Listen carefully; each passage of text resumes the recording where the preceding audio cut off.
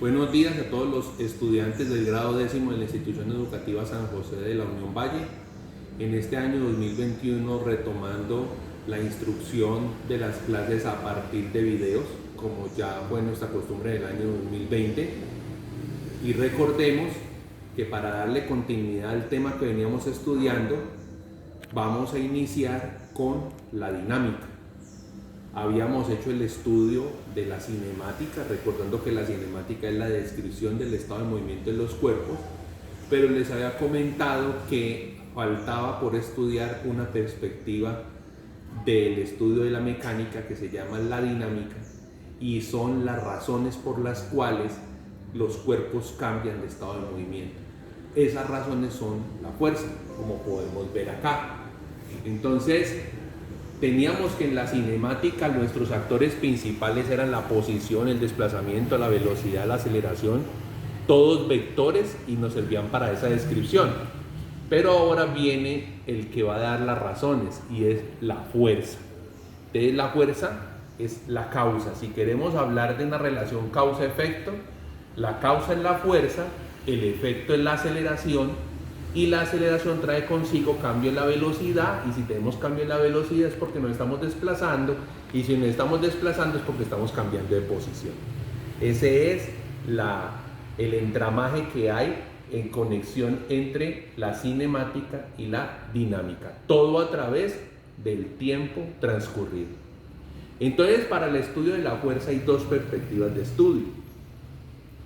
Una es la estática y la otra es la cinética. ¿A qué se refiere la estática? Se refiere a garantizar condiciones que hagan que la sumatoria de los efectos que producen todas las fuerzas que están actuando sobre un cuerpo sean iguales a cero. ¿Eso qué tiene que traer como consecuencia?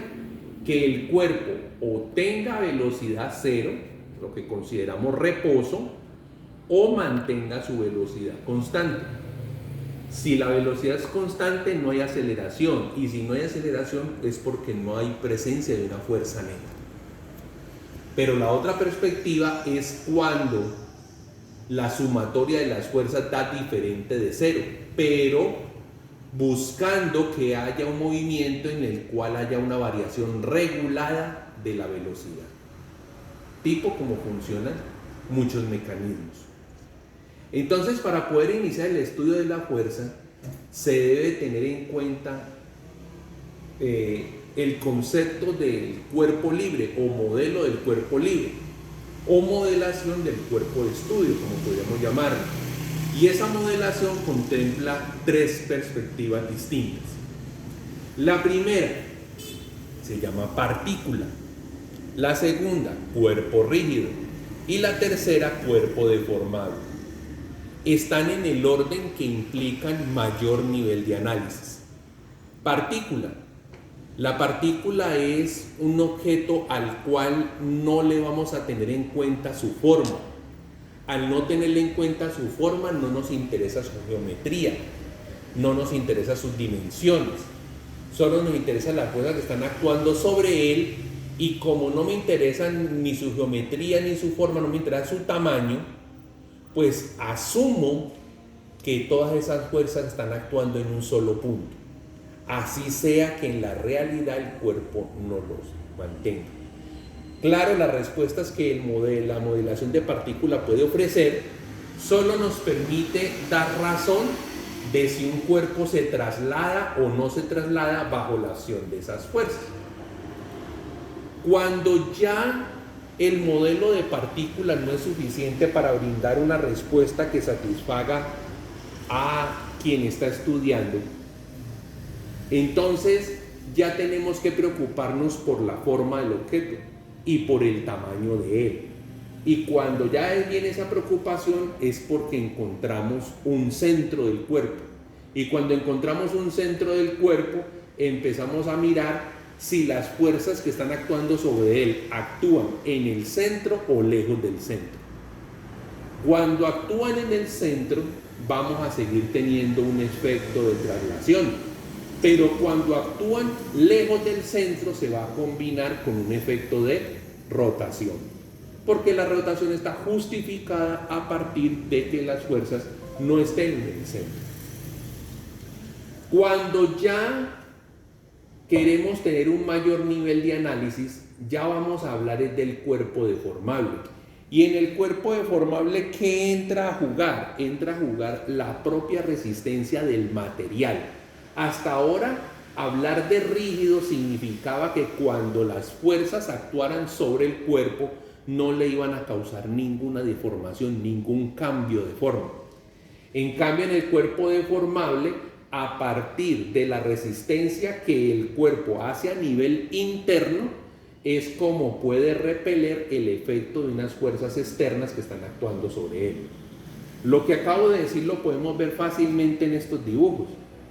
Este es el mismo cuerpo, con una sola fuerza actuando sobre él.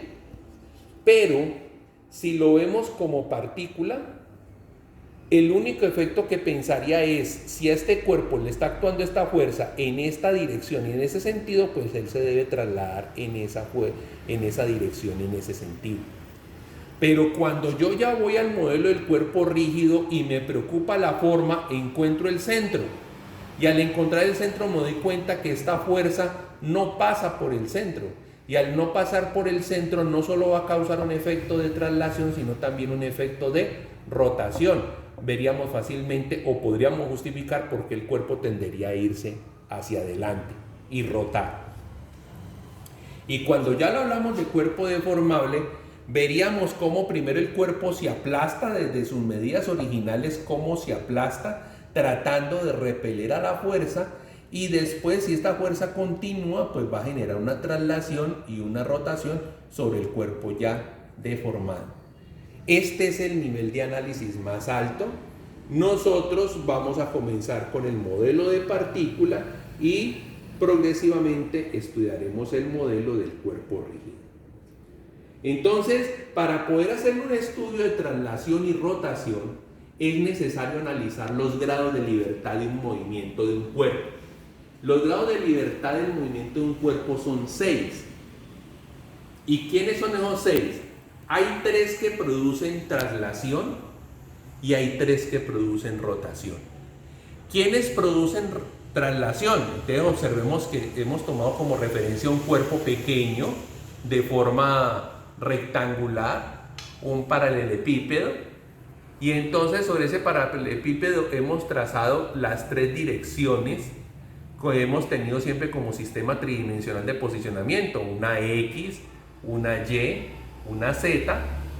Como el dibujo está hecho en isometría, por eso tiene unos pequeños cambios frente a que la X siempre la hemos considerado horizontal.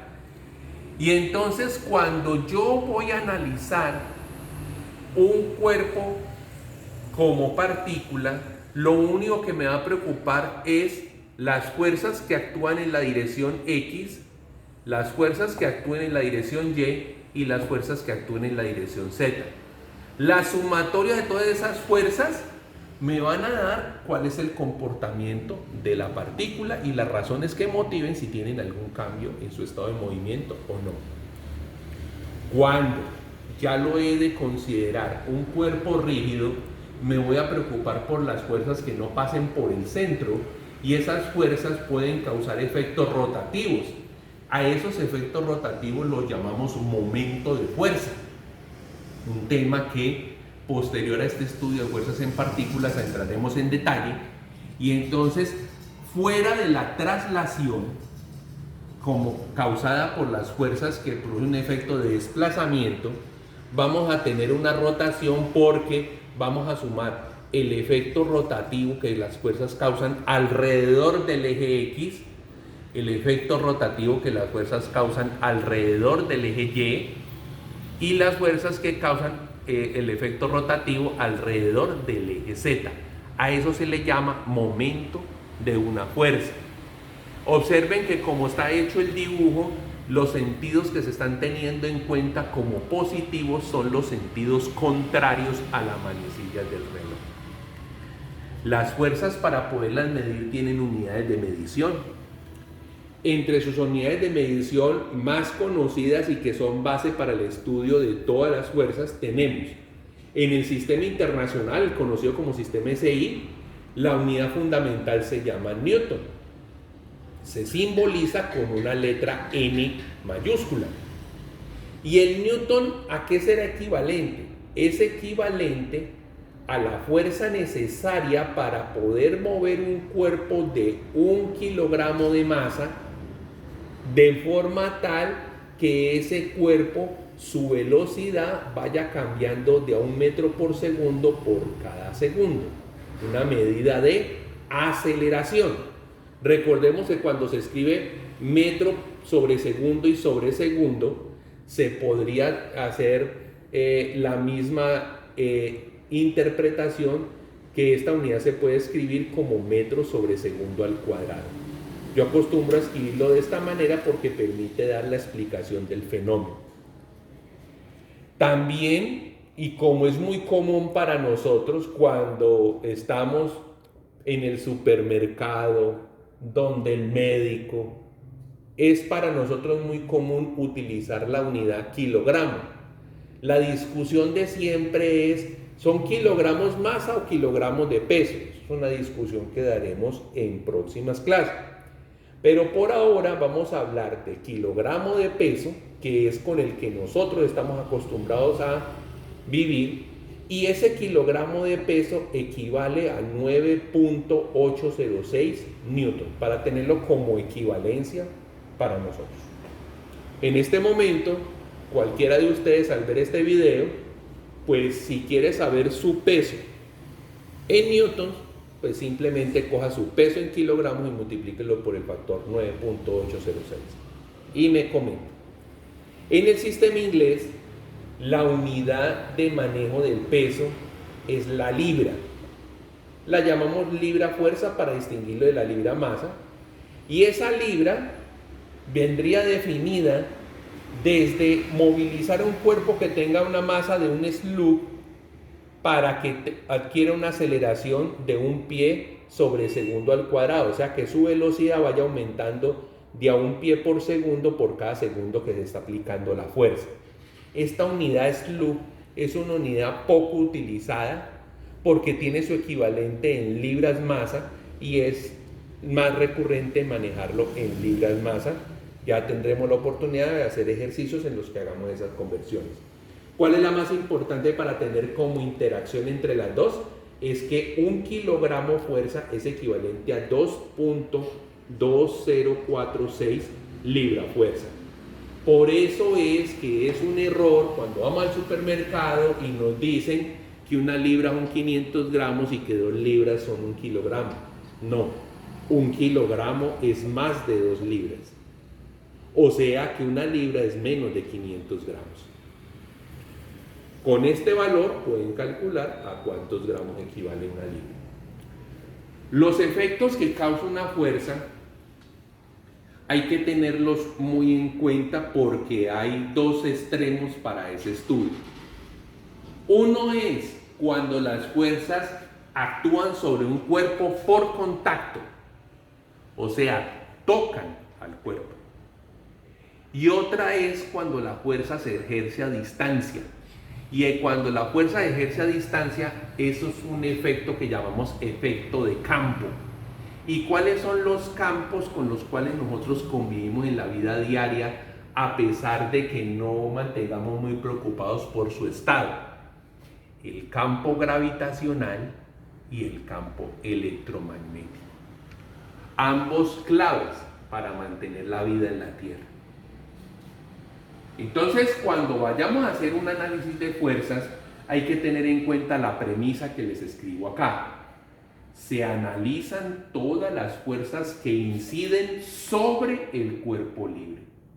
Hago mucha insistencia en la palabra sobre, porque no son las fuerzas que hace el cuerpo, no, son todas las fuerzas que desde el exterior actúan sobre él y que van a traer consecuencias. Y puede ser que las consecuencias sean combinadas. Pueden haber fuerzas de contacto actuando en simultánea con fuerzas que actúen a distancia. Entonces, comenzando con el estudio de las fuerzas comunes, vamos a concentrarnos en la primera. Yo ya dije su nombre, el peso. El peso lo podríamos definir de manera sencilla como el equivalente mecánico de la acción del campo gravitacional. No son lo mismo, pero para nosotros, bajo ciertas restricciones del modelo de análisis, podemos asumir al peso como con esa definición. ¿De dónde viene el estudio del campo gravitacional? Deben conocer ustedes la historia de Isaac Newton acostado debajo de un palo de manzanas, y la historia dirá que la manzana le cayó en la cabeza y que entonces Isaac Newton ese día que estaba acostado debajo del árbol de manzanas estaba mirando hacia el cielo y vio la luna y dijo una frase que pues a las personas que son muy fatalistas podría parecerles hasta aterradora. Así como la manzana cae sobre el piso, la luna cae sobre la tierra. Para esos momentos, para la capacidad operativa y de mediciones y de pensamientos que tenía Isaac Newton, pues escuchar una frase de esa era como una frase traída de los cabellos. Pero realmente y bajo ciertas restricciones del modelo, eso es lo que ocurre. Tenemos planteada a la Tierra con su respectiva masa y su centro. Tenemos planteado a la Luna con su centro y su respectiva masa. Y aquí encontramos dos fuerzas. Miren que hay una línea que une los dos centros. A esa línea, lo que mida la distancia entre este punto central de la Tierra y el punto central de la Luna, lo vamos a llamar R. Y estas dos fuerzas tienen una función en especial. La fuerza azul, miremos acá. La fuerza azul dice, es la fuerza con la cual la Luna atrae a la Tierra. Porque recordemos que se analizan las fuerzas que inciden sobre el cuerpo libre. Entonces, ¿qué fuerza está actuando sobre la Tierra? Pues la fuerza que la Luna está haciendo sobre él. ¿Qué le está diciendo la Luna a la Tierra? Venga, venga, lo estoy atrayendo. Miremos la flecha roja. Miren que la flecha roja sale de la Luna y apunta hacia la Tierra. ¿Y qué dice? La fuerza con la cual la Tierra atrae a la Luna. Estas dos fuerzas son iguales en magnitud y son iguales en dirección, son distintas en sentido. Y esto es lo que regula el comportamiento de muchos fenómenos en la interacción entre la Tierra y la Luna. Fenómenos que están asociados al campo gravitacional. Las mareas están asociadas. Las mareas que ocurren en el mar, los cambios de altura en el nivel del mar, está asociado con esta relación estrecha entre la Tierra y la Luna. La Tierra tiene capturada a la Luna y la Luna no puede salir del campo gravitacional de la Tierra. Ahora, resulta que cuando Isaac Newton y todos los que lo precedieron, recordemos que digamos que Isaac Newton actuó como un editor, recogió muchos conceptos de personas anteriores y a eso él le colocó sus propias formulaciones y lo llevó pues a estar en el altar máximo de la humanidad para la ciencia. Lo llevó a formular la ley de la gravitación universal. Y en la ley de la gravitación universal contempla que tiene tres elementos muy sencillos. La fuerza gravitacional tendría que resultar de, es más, el término para escribirlo de forma correcta debería decir así. Ya sabemos que cuando tenemos entre barritas nos está hablando de la cantidad, o sea, del valor absoluto de esa fuerza. Estamos obviando el tema dirección y el tema sentido. Y en cuanto a la magnitud, nos está diciendo entonces que la fuerza gravitatoria es directamente proporcional a la masa de los cuerpos que están en análisis y es inversamente proporcional al cuadrado de la distancia que los separa. Al cuadrado de la distancia que los separa. Si tomásemos la decisión de hacer un análisis donde tomáramos la G, bueno, y la G es la constante gravitatoria, su nombre lo dice constante, asumiéramos la masa de la Tierra como constante y asumiéramos la distancia, que en este caso, y para donde vamos, sería el radio de la superficie terrestre, lo asumiéramos como constante, pues entonces vamos a obtener el término G, que fue la aceleración de la gravedad, la aceleración que utilizamos para poder justificar el movimiento de caída libre y desde ahí el movimiento parabólico. Y resulta que G, si ya lo analizamos en lugares muy cercanos a la superficie, reemplacemos a la Luna por cualquier objeto sobre la Tierra, tipo una persona, vamos a encontrar que la Tierra ejerce una fuerza de atracción sobre ese cuerpo de la persona, y a esa fuerza de atracción que se ejerce por contacto en la superficie, miren que estamos cambiando de una fuerza que es de campo a una fuerza que es de contacto, la debemos de llamar peso. Y el peso se simboliza con la letra W y su flecha arriba porque se modela matemáticamente como un vector. Y ese peso va a ser igual a ¿quién? Va a ser igual a la multiplicación de la masa del cuerpo por la aceleración de la gravedad. O sea que el peso del cuerpo depende de dos factores. Depende de la masa corporal, o sea, la masa del cuerpo que estamos analizando, la cantidad de sustancia que ese cuerpo tiene, y el valor de la aceleración de la gravedad puesto en sitio, en el sitio donde se encuentre.